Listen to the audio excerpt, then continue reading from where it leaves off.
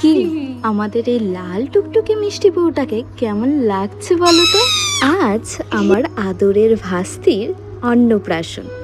তবে আয়োজন কোনো জাঁকজমকপূর্ণ ব্যাংকোয়েট হলে নয়, আমরা চলে এসেছি শ্রীধাম অঙ্গন অর্থাৎ জগৎবন্ধু আশ্রমে।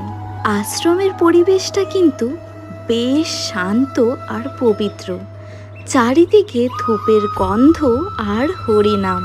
জগৎবন্ধু আশ্রমের নিয়ম অনুযায়ী প্রথমে প্রভুকে ভোগ নিবেদন করা হয়, সেই মহাপ্রসাদ দিয়েই শুরু হয় অন্নপ্রাশন।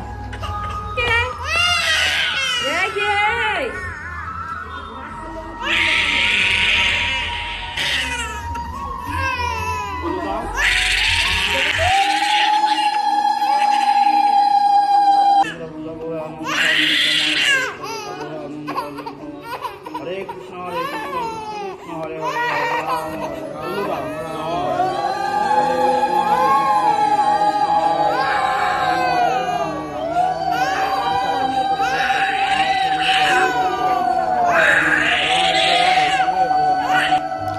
মুখে প্রথম অন্ন তুলে দেওয়ার সেই মুহূর্তটা সত্যিই ভাষায় প্রকাশ করা যায় না। অন্নপ্রাশন মানে শুধু খাওয়া নয়, এটি একটি সংস্কার।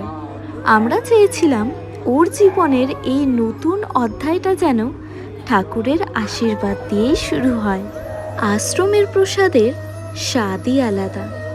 আমরা সবাই মিলে একসাথে এই আনন্দ ভাগ করে নিলাম। 7 মাসের এই ছোট্ট পথ চলায় আজ একটা বড় পূর্ণ হলো। জগৎবন্ধু আশ্রমের এই স্মৃতি আমাদের মনে আজীবন থেকে যাবে। আপনারা সবাই আমাদের বাড়ির ছোট সদস্যটিকে আশীর্বাদ করবেন যেন ও মানুষের মতো মানুষ হতে পারে। আজকের এই ছোট্ট ব্লগটি আপনাদের কেমন লাগলো অবশ্যই জানাবেন, আর ভালো লাগলে লাইক ফলো করে কিন্তু পাশে থাকতে হবে। দেখা হচ্ছে পরের ব্লগে।